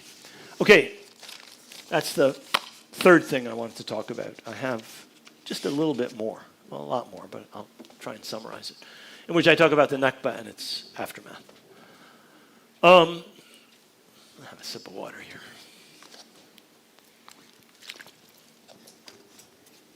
By the time the war was over and the armistice agreements of 1949 had been negotiated, I have a funny story about the armistice agreements. So there were separate armistice agreements between each of the Arab countries and Israel. There was a Lebanese-Israeli armistice, even though the Lebanese army never crossed the frontier. There was an armistice agreement. There was a Syrian-Israeli armistice, a Jordanian-Israeli armistice agreement, and an Egyptian-Israeli armistice agreement. I was told by someone who had been later on in his career the head of Israeli military intelligence and then turned into a dove. You know, sort of like Jimmy Carter. You help ruin the Middle East and then you try and atone for it by writing a good book. Well, Yehoshua Harkavi, besides whatever he did as director of military intelligence, besides whatever he did in his military career, spent much of his career putting together the Israeli argument against the Palestinians and the PLO. But in the twilight of his years, he came to his senses and he became a dove. And I met him at a conference, and he told me the following story. He was brought to the Rhodes negotiations between Jordan and Israel because he spoke Arabic. He was Iraqi, or of Iraqi origin. And he was like a lieutenant, and all the others were generals. And Abdullah had brought all of his Arab generals. There were like 5 of them. Most of his brigade commanders were British. The entire general staff was British. The commander of the Jordanian army was British, but he had a few colonels. He brought them along with him. So Abdullah and his 4 colonels were sitting there. And Harkabi was on the other side. And Harkabi's job as a junior officer of military intelligence was to listen to what the Arabs said to each other and then surreptitiously pass whatever he could to his senior colleagues on the Israeli Armistice Commission. He says at one point, somebody on the Arab side twigged to what was going on, realized that he was listening, and they huddled for a second. They switched to Ottoman Turkish. Every single senior Jordanian officer and Abdullah had been trained in Istanbul. Most of them at the Harbiya, the military academy. Abdullah himself at, what was it called? Something, and I forget. The school for tribal leaders. All of them had been trained in Ottoman. They all knew Ottoman. And so they switched over into Turkish, and at that point, Harkabi couldn't do anything. So, little story. By the end of the armistice agreements, Israel had fully and thoroughly ethnically cleansed almost the entire country, certainly the entire south, with the exception of some of the tribal populations, the entire center of the country, the coastal strip, and much of southern Galilee. They had not fully cleared northern Galilee, but most of it. The Arab residents, as I've said, of Haifa, Yafa, Safad, Tabareya, Lid, Ramli, had all been expelled. The only Arab urban center that remained was Nazareth, which the Israelis were afraid to cleanse of its population out of fear of the Vatican or Christian reaction. What was left inside Israel was a population of under 200,000 people who lived under military rule with all kinds of restrictions, movement restrictions and censorship and so on, up until 1966, from 48 until 66. Other Palestinians were scattered. About 500,000 lived in the West Bank and the Gaza Strip, what becomes the West Bank and the Gaza Strip before that. The rest were scattered to Lebanon, to Syria, to the West Bank, in refugees camps in the West Bank, or to Jordan itself. The West Bank is then annexed by Jordan, or are driven into the Gaza Strip. Almost the entire population of the Gaza Strip are people made refugees by Israel in 1948, or their descendants. The Gaza Strip remains under Egyptian military administration until 1967. The land and the property of everybody who's driven out, and of many people who stayed, is then confiscated in a variety of ways by the Israeli state, sort of legalized theft. A variety of laws are passed, absentee this, I don't know what that, and a variety of organs of state are created to Israel Land Authority and so on to take over this land. Refugees who arrive, Jewish refugees, Jewish immigrants who arrive, are then housed in many cases in the remaining housing, especially in the cities and towns. The areas into which the Palestinians are divided are all under different sovereignties and authorities. They're separated into multiple jurisdictions. Some become Israeli citizens with very limited rights under military rule until 66, a small minority. Some live in the West Bank or in Jordan, where they become citizens very quickly. They become integrated into Jordanian society. Some end up in the Gaza Strip, where they are refugees under Egyptian military administration. Some in Lebanon live as refugees, and they are very poorly treated by the Lebanese government. And some in Syria are largely integrated into Syrian society. Palestinian society and the Palestinian national movement are completely shattered by the results of this war, completing a process which I argue began in the 36-39 revolt. And it ends up with the physical fragmentation of the Palestinians, living under all of these different jurisdictions. The Nakba had an effect on Palestinian society, interestingly, which is quite similar to, but which was much more abrupt than the social revolutions that took place in several other Arab countries which had revolutions, like Egypt or Syria or Iraq or Libya or Algeria or Yemen or the Sudan. In the Palestinian case, this happens because the material basis of the social and political status of these old elites disappears. They lose it. They lose their land, they lose their homes, they lose their property, they lose their bank accounts, they lose their shops, their commerce, their everything. And most of the wealth of Palestine was either in West Jerusalem, Haifa, Jaffa, or the coastal region. Those are the most fertile areas. And those are the areas that are incorporated into the state of Israel. And all of that disappears. Besides losing their prestige because their social class had failed as in leading Palestinian national movement, they lost the material basis of their social and their political status. And the result was that new classes became dominant in Palestinian society. Lower middle and middle class people, educated, about almost 50% of the Arab school-age population in Palestine was in school in 1948. Now that was a much lower proportion than the Jewish population of Palestine, but it was a much higher population than most Arab countries. Almost 50%, 45, 6%, depends on the statistics you look at, a little higher.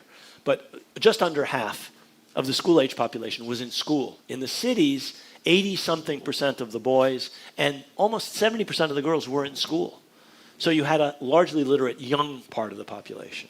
Out of this population emerges a new lower middle and middle classes, educated or completing its education. The United Nations Relief and Works Agency sets up an educational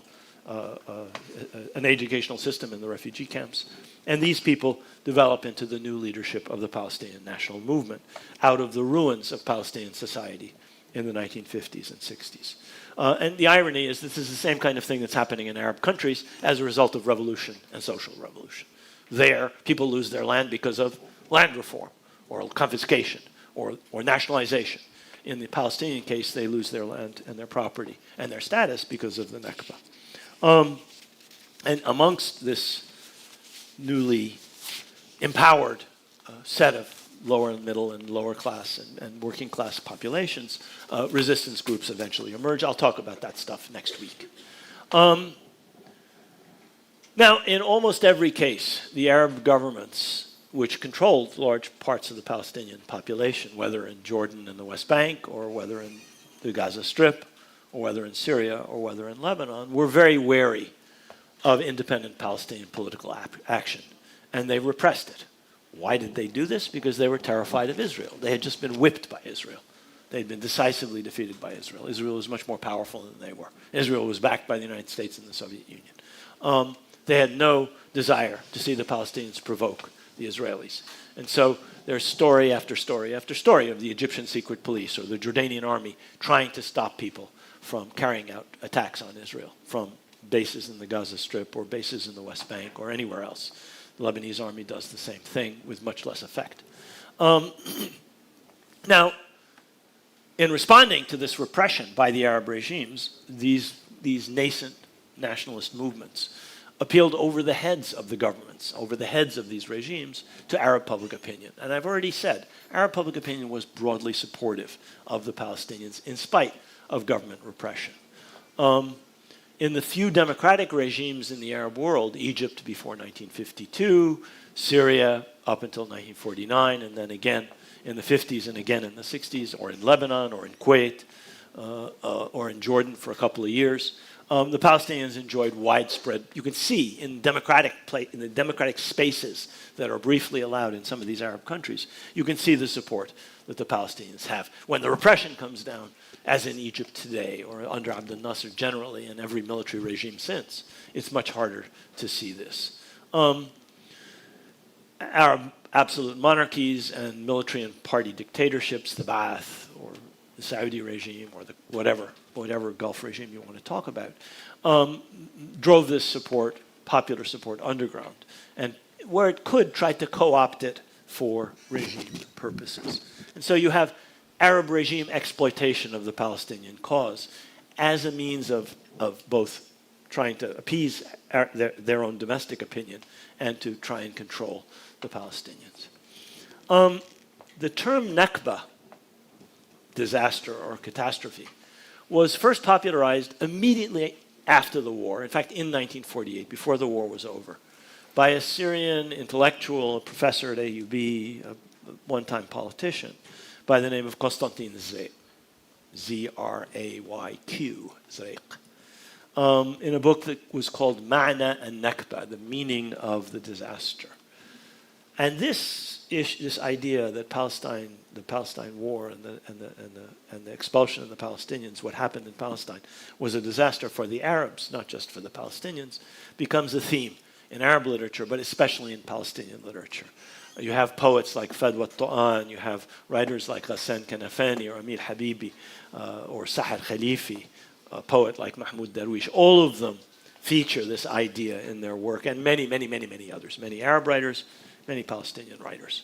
And ironically, this literary evocation of the past and an evocation of Palestine played a role in the absence of a Palestinian state, in the absence of a central national reference for the Palestinians, as a mechanism for disseminating a sense of social cohesion through poetry, through literature, through art. The kind of thing that modern states do through conscription and education and museums and statues and national holidays and so on and so forth, the Palestinians couldn't do. They didn't have a state.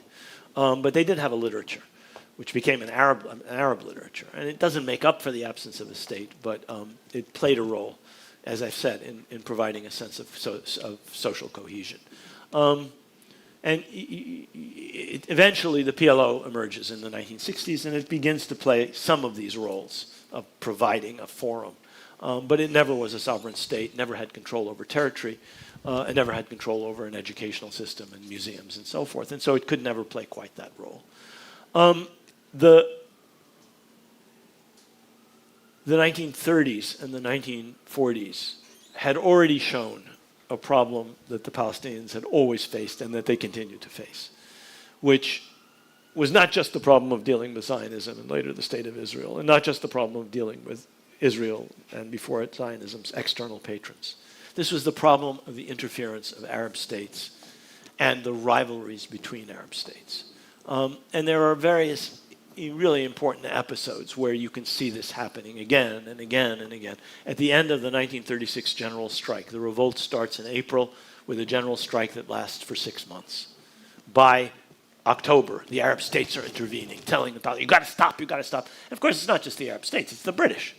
The British are telling their toadies in Iraq and in Egypt and in Jordan, tell the Palestinians to stop. Tell them we'll make concessions. Please get them to stop. And so the Arab rulers play their role as British clients, proxies, whatever you want to call them, in bringing the strike to an end. And then the end result is the Peel report comes out and Palestine explodes in a much more intensive armed revolt in the following, a few months later. The Arabs do the same thing at the 1939 St. James Palace Conference, where the British call the Zionists and the Arabs together, and they say we're going to issue a white paper, and this is what we want to do. Again and again, the Arab states basically there are some Palestinian representatives there, but they're what's the word? They're leaned on heavily by the Arab states and told what to do, and they fail to resist. At the founding of the League of Arab States, the same kind of things happen. The Arab states decide who will represent the Palestinians. I mean, if you want to see an example of this in 2025, look at the meetings that took place between Trump and Arab and Muslim leaders alongside the UN General Assembly here in New York 10 days ago. There was no Palestinian representation. You had Egyptian, you had Qatari, you had Saudi, you had Emirati, you had Turkish, you had Pakistani, you had Indonesian, you had everybody from all corners of the earth. No Palestinians. And that's par for the course, and that's the kind of role that the Arab regimes play. They played it at the UN General Assembly in 1948, they played it in the Security Council in 1967, and they've just played it in New York last week. This continues into the 50s, into the 60s, with the Arab states all obliged by public opinion and by rivalry amongst them to express support for the Palestinian cause, but terrified of Israel, terrified of its powerful external backers, and that is true until the present day. The Nakba, finally, had an enormous impact, not just on the Palestinians. It had an enormous impact on the region. And most of these things were negative for the region, but some of them were not entirely negative. It created a physical separation between the eastern and western parts of the Middle East. It used to be the case, my mother-in-law used to tell me, we would take the train from Cairo to Jaffa and then we would take the train to Beirut. You can't do that anymore, obviously. And that was true of population movement generally. That was true of culture. Egyptian stars would come and sing or act in Jaffa, and then they'd go on to Beirut, and Lebanese stars would, and so on and so forth. It was one region linked physically as between the eastern part of North Africa and the western part of Asia.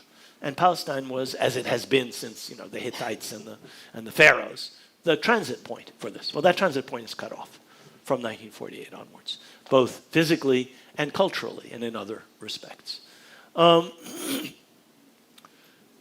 shock of the defeat of the Arab armies by the Israeli military provoked an intense reaction, an intense nationalist reaction in every Arab country that was involved. There were military coups by officers who had fought in Palestine, in Egypt in 1952, in Syria in 1949, in Iraq in 1958. Every single leader of every single one of these coups, there were 3 of them in Syria in 49, and then another one in 51, the Egyptian Revolution, the Iraqi Revolution. Every single commanding officer of those movements, every single one of the leaders of those movements had been an officer and fought in Palestine in 1948. And in every case, there's a reference in Abdel Nasser's memoirs. He talks about it, the philosophy of the revolution. He didn't actually write it, but he ghost wrote it. And he talks about it, or his ghostwriter, probably Haikal, Hamad Hassanein Haikal. So what the 48 war did was to destabilize already shaky, newly independent Arab states and brought an end to what might have been a developing democracy in some of these countries. So that's a second important effect of the Nakba on the region. Thirdly, there's the social impact of the arrival of refugees, especially in Jordan and Lebanon, and the political, and in the case of Lebanon, the sectarian impact of the arrival of these refugees. They changed precarious political balances, especially in Lebanon and in Jordan, and engendered all kinds of internal conflicts, which eventually involved the Palestinians, whether the Jordanian-Palestinian conflicts of 67 to 71, or whether the Lebanese war of 75 to 82. The Palestinians are a part of this, and the impact of them on the internal balances of these countries is a destabilizing factor. We can talk about that if you're interested. There's another somewhat more positive impact, which is the social impact of on some of these host societies of the Palestinian refugees. I've already said about over 45% of the school-age population in Palestine, the Arab school-age population, was in school in 1948, and a larger proportion of the boys, smaller proportion, obviously, of the girls. And so the younger generation of Palestinians, the ones who grow up in the 50s and the 60s, are highly literate, and much more literate than many of the surrounding societies, especially the oil-producing countries. The Palestinians end up being among the people who build these societies, Kuwait, what becomes the Emirates, Saudi Arabia, Libya, Algeria later. Many, many, many educators in particular, but also engineers, accountants, lawyers, mechanics, electricians, carpenters are Palestinian refugees who find work in these countries where, in some cases, there are very few people who have those skills. So Palestinians, in effect, exported human capital, and in some cases, financial capital, to the Arab diaspora countries, especially the oil-producing countries, and to some extent to Jordan. And this ended up providing revenue for Palestinians as the remittances come back. It provided a sort of tragic situation for many people. You can read, for example, one of Ghassan Kanafani's novels, Men in the Sun, about how sometimes that ended up very badly. And it fundamentally changed some of these Arab societies. I remember my father would take me to Jeddah, where the Saudi foreign ministry used to be. And we'd walk down the hall of the foreign ministry, and he would be saying hello to people right and left. He knew these people. They had gone to school with him in Jerusalem, or they'd gone to the American University of Beirut with him, or he knew them. They were all people, mainly Palestinians, but also Lebanese, Egyptians, and so on, who had come to Saudi Arabia to do the jobs that at that stage Saudi Arabia didn't have the human capital to do. That happened to be the foreign ministry, but that was true at all kinds of levels of Saudi society. It wasn't only Palestinians, but Palestinians played a big role in that. Finally, the conflict of Israel and the Arab governments, which became the dominant theme for much of the next 2 decades, from 1948 onwards, certainly until 1973, when basically the Arab States-Israel conflict ends with the 73 war. But up until then, that conflict constituted a huge distraction from desperately needed economic and social development in the Arab countries that were involved in this war. So we will pick this up next week. I will talk about the lead up to the 67 war next week, and we will talk about other wars, and we will talk about the role of the United States. Thank you.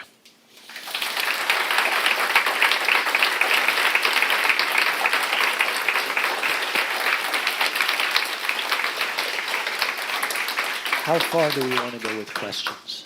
Yeah, but how far do we want to go with questions? About 20 minutes? Yeah. Okay, you lead. Excellent. All right. Thank you so much, Professor Khalidi. All right. So, as per last week, let's do, if you have a question, please raise your hand, and then we'll have someone with a mic bring you the mic. All right. So I'm going to start on this side. Let's start right here. Professor Halidi, thank you once again for such a fabulous lecture. I'm Tom Much, I'm a journalist who's worked in Palestine a lot. We've corresponded recently. I wanted to go back to the end of the war, because I have a question which is, why, after taking 78% of mandatory Palestine, do the Israeli forces stop without the West Bank and Gaza under their control? You mentioned, for instance, that they didn't cleanse Nazareth because of its religious significance. Did they run out of military steam? Were they forced to stop by outside foreign powers who demanded an end to the conflict? Did they want to leave large ghettos of Palestinians in the West Bank and Gaza? Can you explain a little bit about the background to the end of the war? Yeah, that's a good question. I'll make the answer brief so that we can get a lot of questions in. Basically, they'd come up against the mountains in the West Bank. the Jordanian army, the Arab Legion, was basically entrenched in the hills. The West Bank is hilly. They were attacking from the plains, and they had enormous difficulty doing that. And if they could have taken the West Bank in 1948, they would have done it. They really couldn't take it. They took everything else. They were stopped from completely eliminating the Egyptians by the British. The British intervened. They did not want the Egyptian army destroyed, and they intervened before they could take what became the Gaza Strip. But they basically were not capable. I mean, the most costly battle in the 1948 war was the Battle for Latrun, which the Jordanians held. It's just this tiny hilltop. And the Israeli army sent wave after wave after wave of soldiers against it. They could not take it. And that was the problem. If you look at where the armistice lines are drawn, they're essentially drawn at the foot of the hills. So they just didn't have the capability to take it. What if they could have? Go ahead. Yeah, I'm good. All right, there's more hands. Let's go start to the back, and then we'll make our way up.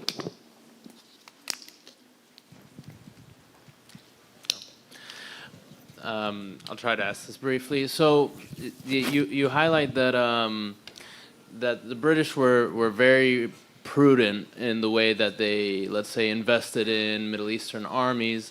And I'm curious if there are any other details other than what you highlighted, like the agreements or like the kind of their relationships with the British, that had the the British being so, I guess, generous with the Israelis leading up to this. Like, why were they giving them so much when they clearly refrained from doing so in other circumstances? Well, I tried to explain last time what happened in the end of the 30s. The British were facing a world war where they had to fight in the Arab world in a situation where they'd completely alienated Arabs and Muslims and many third world peoples. And they needed their sympathy. So they basically abandoned the Zionists with the 1939 white paper. And at that point, as I described last time, the Zionist movement very, very quickly shifted to finding new patrons and found the Soviets and the Americans. And the Brits, as I explained here, they shifted also because by 1946 they knew they were leaving India. And so the control of the route to India ceased to be quite as important. And they figured, we have bases all over the rest of the Middle East. We don't need Palestine anymore. And we can't hold it anyway because the Americans and the Soviets are supporting the Zionists. So the shift was strategically determined rather than a matter of sympathy. I don't think sympathy plays into anything the British do ever. All right. Imperial powers are like that. It's not just the British. All right, there's a question from someone right there in the front. Oh, thanks. I wonder if you could speak a little bit to what was going on with Prince Faisal and Syria and that whole movement to try to set up a democratic state where Jews and Christians and Muslims would be represented. And I know it got undermined by the Sykes-Picot agreement, but why didn't that gain more momentum? It seemed like such a rational solution to what happened. I mean, you're taking us back to World War I, but let's go there. It's a good question. The ambition of the Arab nationalist movement, such as it was before and during and immediately after World War I, was to establish a federation of Arab states, what would have been a large Syrian state, encompassing what is today Syria, Lebanon, Antioch, that's now part of Antakya, part of Turkey, Jordan, Palestine. Linked to another state in Iraq, linked to the Hijaz, all of them under Hashemite rulers. And this was something that the Arab nationalist movement sort of saw as a kind of Arab unity. And it would have, as you said, have been, certainly in the case of Syria, there was an elected parliament, and they tried to make Faisal king of Syria. But as you've said, the Sykes-Picot agreement cut right across that, because the British and the French had already decided in 1915, 1916 to divide the region up amongst themselves and to not allow real independence to any of the part of that part of the Middle East. So that's what happened. A government is established in Damascus from 1918 until 1920. Faisal rules as a military governor in the eyes of the Allies, as the king in the eyes of the assembly that elects him king. The British never recognize him as king of Syria. The Syrians do. Sorry. And that's what happens. the great powers intervene. The French invade. They destroy the Arab army in a battle in Maysaloun, and they capture Damascus. They ended up bombing or bombarding Damascus 3 times between 1920 and 1945. Typical. I talk a lot about the Brits. The French were no better. Okay. There's a hand standing up, and then one behind you, and then we'll go to this side. You mean the gentleman there? Yeah. Oh, so when the Arab armies did intervene in May of 1948, we've been told they intervened, but what did they realistically hope to achieve? What could they have achieved in their best, most optimistic outcome? I mean, one of the articles in one of the books that I assigned, you can read it, or I think it's about the 48 war, I forget which one. It's an edited volume. Talks about what the Arab general staffs expected. They had very pessimistic expectations. They didn't feel that they had the capability to take on the Israeli army. They didn't feel that they could succeed on the battlefield. They knew that they were inferior. So you had some politicians who were, boasting about what would happen, but the military knew, especially the Iraqis, and also the Egyptians, that they just did not have the capability to do very much. And you're saying, what could they have done? Well, one thing they should and could have done is coordinate. But the suspicions between them were so great, especially between the Egyptians and the Jordanians. They just didn't trust each other. Nobody trusted Abdullah. And he had the most powerful army. And he had already the assent of the British to take as much of the Arab state as he could, which he did. So the one who came off the best from it on the Arab side was Emir Abdullah, who ended up with the West Bank and East Jerusalem. That was probably the best they could have hoped for. There's someone in the green shirt behind you, Osana, standing up. Thank you.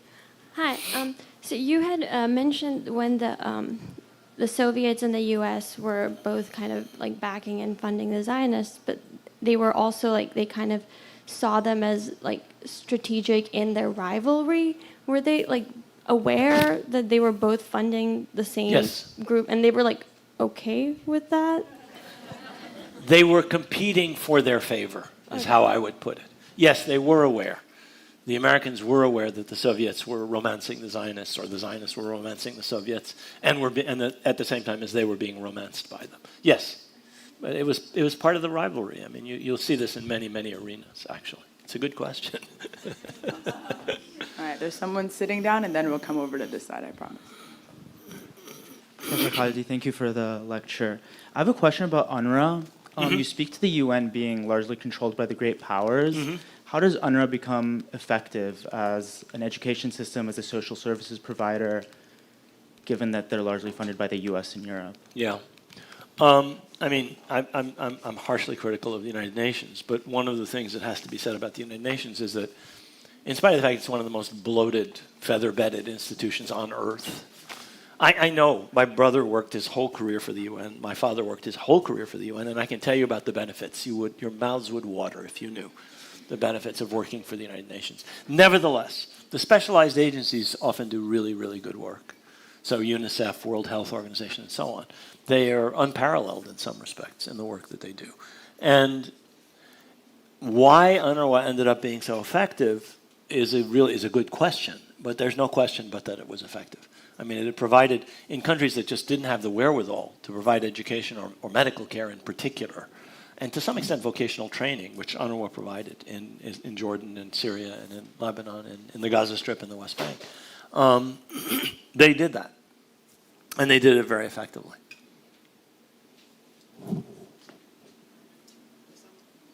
Start with the back and then move our way forward. Yeah. We're going quick. This is good. Hi. Could you speak more to how for example, the large Palestinian refugee influx into Lebanon, like how that was like a political... Into where? Into Lebanon. Yeah. Was a politically destabilizing force instead of a more unifying force? Yeah. Sure. Good question. I mean, you have to go back to the construction of Lebanon as a sectarian republic. The French, like the Americans in Iraq after the 2003 invasion, had a vision of the country in sectarian terms. and they reified, reinforced, and weaponized and utilized the existing sectarian differences and created a quite complex sectarian political system whereby the president had to be a Maronite, even though the Maronites probably weren't the largest single group. The prime minister had to be a Sunni. The speaker of parliament had to be a Shia. The foreign minister was usually Greek Orthodox, and so on down the line. And in that sectarian balance, the arrival of the Palestinians upsets everything, because many of the Palestinians arriving are Christian, but most of the Palestinians arriving are Muslim. And that, had the Palestinians been integrated into Lebanese society, as the Jordanians and the Syrians to a very large extent did, without giving them citizenship in Syria, but they gave them, I mean, you could buy property, you go to school, you could be drafted, you could be beaten up by the secret police. You had all of the privileges and all of the burdens of being a Syrian citizen, except a Syrian passport. You could vote in local elections, but not the presidential elections, those kinds of things. The Lebanese couldn't and wouldn't do that, because it would have changed the sectarian balance. All right, I'll come around this way. All right, there's someone right there in front of you. Yep. Oh, thank you, Rashid. I was wondering if you could amplify the issue of the effect of the Second World War. The effect of the Second World War on the ability of the Arab armies to conduct operations. For example, in the case of Iraq and Syria, those forces were demobilized in 1941 by the Allied invasions. Right. And then, of course, in Egypt, the British did not want to have a buildup of the Egyptian army because they were afraid of a coup d'etat. Right. So that led directly into the kind of problems that they faced in 1948. But I was wondering what you could share on that issue. Right. You're completely right. I mean, going back to 1932 in Iraq, and about the same in 1922 in Egypt, the British had been terrified of the possible development of the army as a political force, of the army as a force with the capability to intervene in politics. And in fact, in Iraq, it did intervene in politics in the 30s. And then in 1941, you had what the British have called the Rashid Ali revolt. Well, actually, Rashid Ali's government was the legal government of Iraq and refused to allow the British to land in Basra at the beginning of World War II. And as a result of that, the Iraqi army was dismantled and then reconstituted in a smaller form under much more strict control of the secret police and so on. Didn't work. There was a revolution anyway. The same kind of thing happened to a lesser extent in Egypt. They were really afraid of the Egyptian army. And in both cases, they really would not give them enough weapons, enough training, enough ammunition. They were very limited, for example, in ammunition they could buy. So you had two armies that during World War II had been semi-demobilized. By contrast, the Zionist military forces had been built up, and the Jordanian army was built up considerably during World War II. So those are why. That's why on the battlefield in 1948, those are the two main armies. Excellent. All right, y'all. We have about 5 more minutes. Bear with me. We won't be able to get to everyone, but we're going to do some flexible. So I want to kind of go around the room this way. So let's start on that side and then bring it back this way. And if we don't get to everyone's questions, please email us at education@peoplesforum.org, and we'll pass them along. Hey, thank you. No problem. Question from my comrade Kate. So when did the Soviet Union stop supporting Zionism, and why? And how does that relate to the Communist International support for the Palestinian Communist Party? Yeah. Well, the Soviet Union continued to support the Palestinian Communist Party. The problem is in 1948 it splits, and you have what becomes an Israeli Communist Party. But the Soviet Union continues to support Israel up until the Korean War, when instead of staying neutral, Israel aligns itself with the United States. And at the same time, Stalin is undergoing apparently some kind of paranoia. He begins to worry about Jewish conspiracies. And so you have the doctors' conspiracy and anti-Semitic persecution in the Soviet Union. And the two things go together.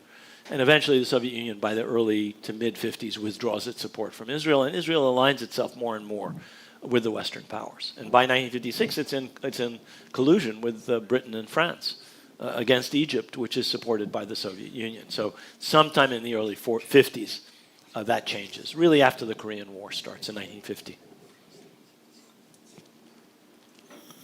Did you say there's a hand next to it? Okay. Hi. So you've talked a lot about the Arab side of things here, and I have a question. The Arab side? The Arab side of things here, and I have a question about the Zionists. They seems to have so much influence at the time, from the 1920s. How did such a minority, tiny community, relatively speaking, have so much influence over global powers, and why didn't the Arabs have a similar sort of voice?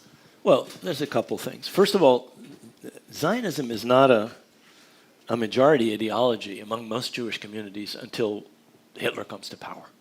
And then suddenly this idea that Herzl had been saying, we can't live among these people because they hate us, takes on much greater force. And so it becomes a much more powerful ideology. And at that point, it begins to have considerably more influence.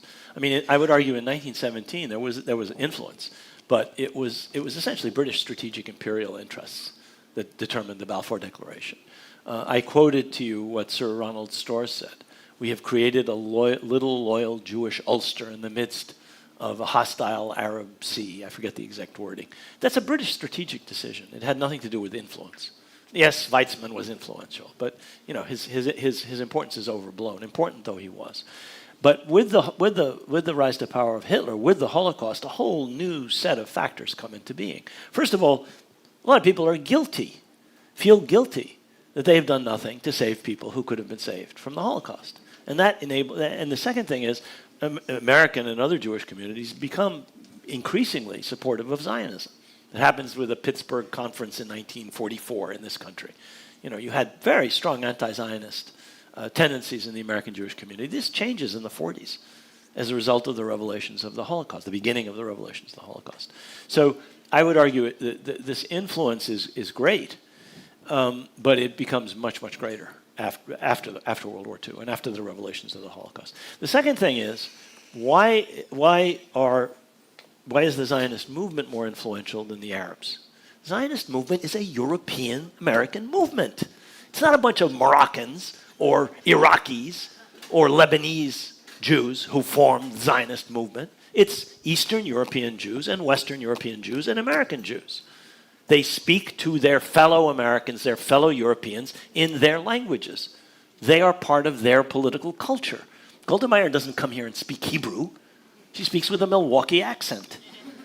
Herzl spoke perfect. I said this on last week. I mean, you have to understand, these are integrated communities within these societies, from which some people who become Zionists play an enormous role, whether they stay within the United States and Western Europe, or whether they emigrate to Israel and then come back as Ambassador Abba Eban or Ambassador or Benjamin Netanyahu, for God's sakes.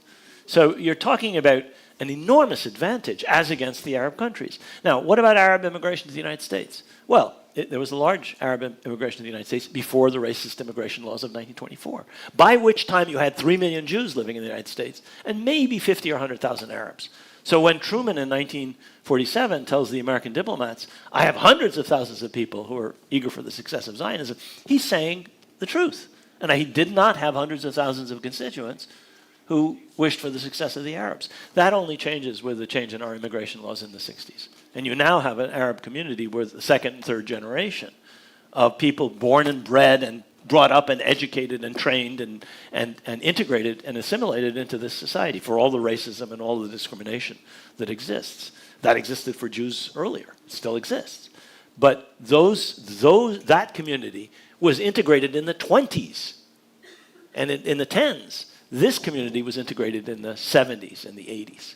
And so you have an enormous disparity as between the ability of the Zionist movement and later the State of Israel, both through Israelis who come from these countries and can speak to people in these countries in their languages and within the context of their political culture, and in terms of support within Jewish communities in these countries, which are important and influential in a way that, frankly, in the United States, the Arab community wasn't until quite recently. I mean, how many members of Congress were of Arab descent? Senator Abu Rizal, well, maybe one or two others in the 60s or the 70s. One, literally one or two. Well, that wasn't the case for the Jewish community. For all the discrimination and all the racism and all the anti-Semitism in this country, you had people in the politics of the United States, way back at the time of Woodrow Wilson. I mean, Brandeis, people like that, were people who had already integrated into American society. You have Supreme Court justices, Felix Frankfurter. Where is the Arab Supreme Court justice. Well, you haven't got that yet. And it's not just because of discrimination, it's because it's a much more recent immigrant community. Sorry, that was a very long answer.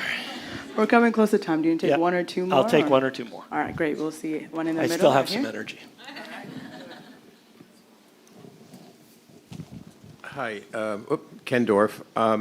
I've always been curious about why a lot ended up with the Israelis. I mean, I know Rashash, it was partly to have a Red Sea port, but that truly split the Arab world in half in a very dramatic way. Was there any discussion for the powers before the partition plan of a strategic reason for that? What's the history of it? Yeah, that's a good question. I mean, Eilat is part of the Jewish state under partition. So the people who the UNSCOP majority report, basically, I think in that case, was yielding to Zionist desiderata. They wanted a Red Sea port, and UNSCOP was favorable to them, so they got a Red Sea port. I don't think there's any other explanation. I mean, I've supervised theses which talk about the importance of the Negev to the vision of the Zionist movement going right back to the 20s and the 30s, especially 30s and 40s. And so they always saw that as important, the whole of the Negev, but right up to Rashash, what becomes Eilat. One more? Let's do it. All right. All the way. Okay, Rosanna, we're going to come. There it is.